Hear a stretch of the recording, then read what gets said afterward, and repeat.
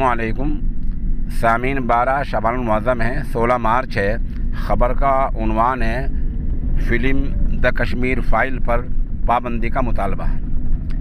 आसाम से member parliament मौलाना बदरुद्दीन अजमल कासमी ने ये मांग की है कि द कश्मीर फ़ाइल पर पाबंदी लगाई जाए, क्योंकि इससे हिंदू मुस्लिम मुनाफरत फैल रही है और फ़िल्म से हिंदू मुसलमान और समाजी जो तफरीक पैदा हो रही है और तबक़ात में मुनाफरत पैदा हो रही है, इसलिए फ़िल्म की रिलीज़ पर फौरी पाबंदी लगाई जाए।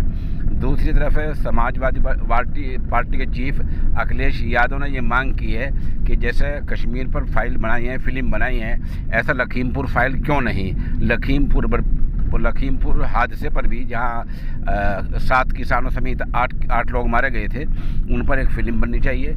अखिलेश ने ये मांग की है।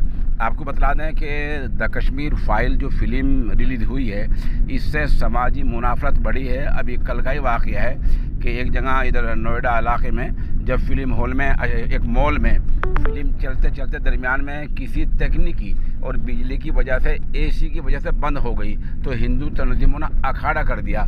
इत्तिफाक ये था कि मॉल का मैनेजर मुस्लिम था, इसलिए इसको हिंदू मुस्लिम बनाकर पेश किया गया कि जानबूझकर बीच में बंद कर दी। वहाँ पुलिस पहुँची और पुलिस ने मामले को शांत किया, मामले को सुलझाया।